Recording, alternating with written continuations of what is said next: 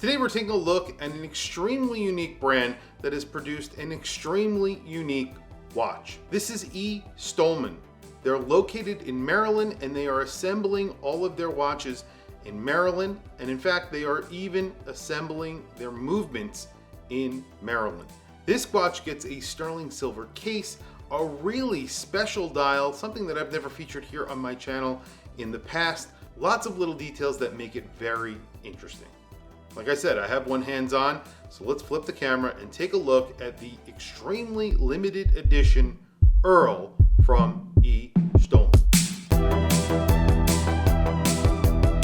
I'm very excited to show you guys this watch because number one, it's very unique, and number two, it's made in Maryland, and they are trying to make as much of this watch in Maryland as they can. It also has a lot of little details, and I mean a lot of little details that make this special. I'm going to start with the case. The case has some really beautiful lugs. They are carved out, not like any other lug that I have seen, and there's a stepped bezel. The case is made out of a very special material, 925 sterling silver. Again, not something that you see very often.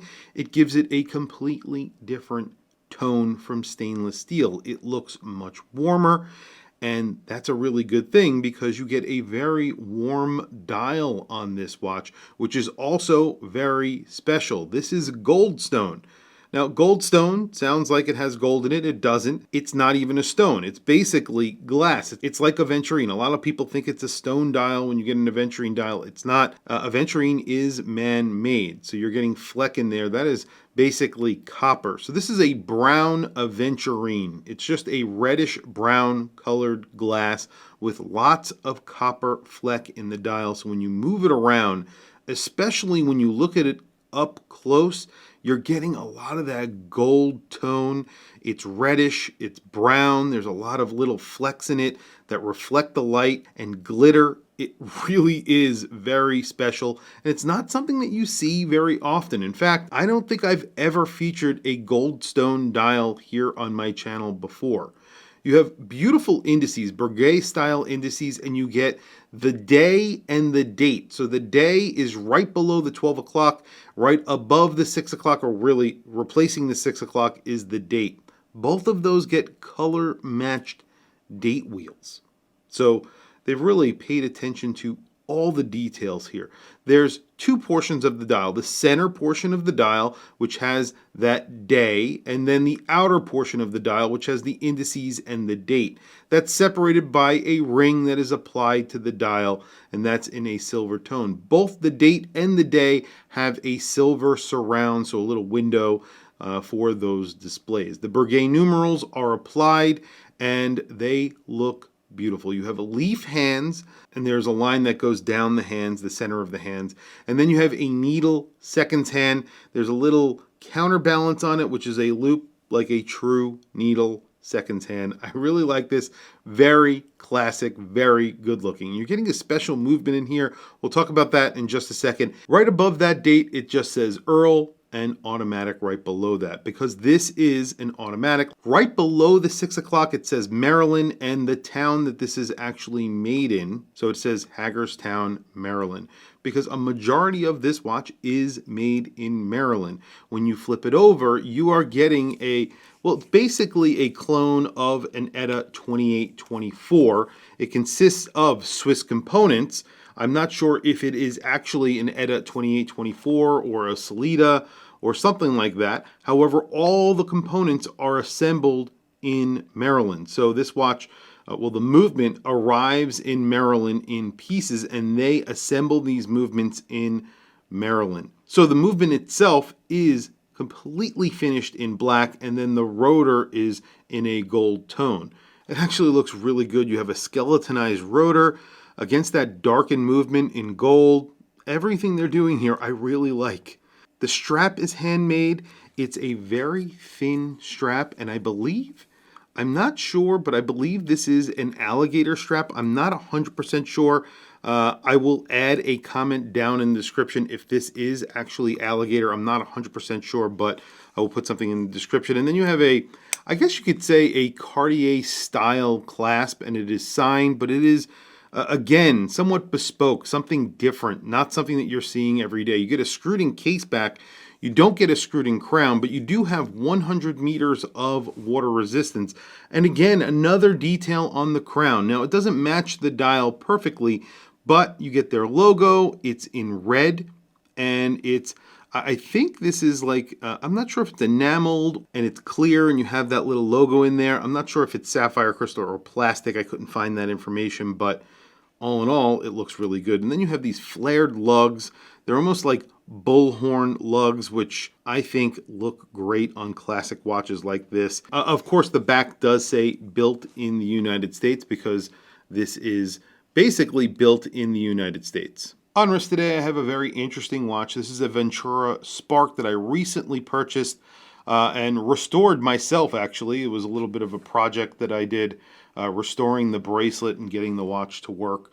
I think it looks fantastic and actually came out really good, and it's working pretty well. I'll make a video about this, what I paid for it, and what I had to do to it to get it to where it is right now. And there is the watch on my 7.5-inch wrist. So you could see it really does come alive in light. The indices, the dial, the hands, everything just really captures the light. The case is a 38.6 millimeter case is what I measured. It's around 39 millimeters, so essentially a 39 millimeter watch.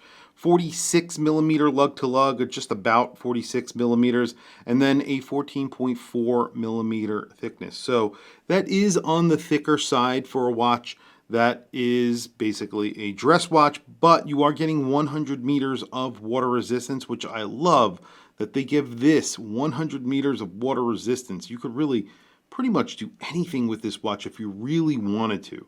Maybe put a rubber strap on it, but I think this is pretty fantastic. And then it is made out of sterling silver, so it does get a rhodium plating, so that means that it will stay looking like this for a while, and then of course it will tarnish and you could polish it up and it'll look brand new again.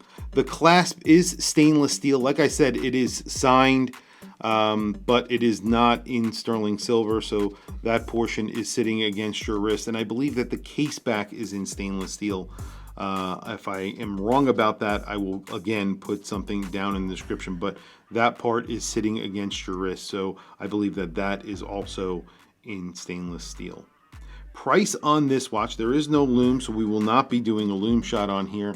The price on this is $2,300. Now, I said that the way I said it because I think that is an excellent price for what you're getting. The amount of bespoke work that goes into making a watch like this, and I believe it's just one guy that's doing this, that owns the company, and he assembles the watches. I was talking to him and he assembled this watch and sent it to me. This is a limited edition of 10 watches, and they made a few other dials as well. This dial is definitely, in my opinion, one of the best. There's a few others that are really cool as well.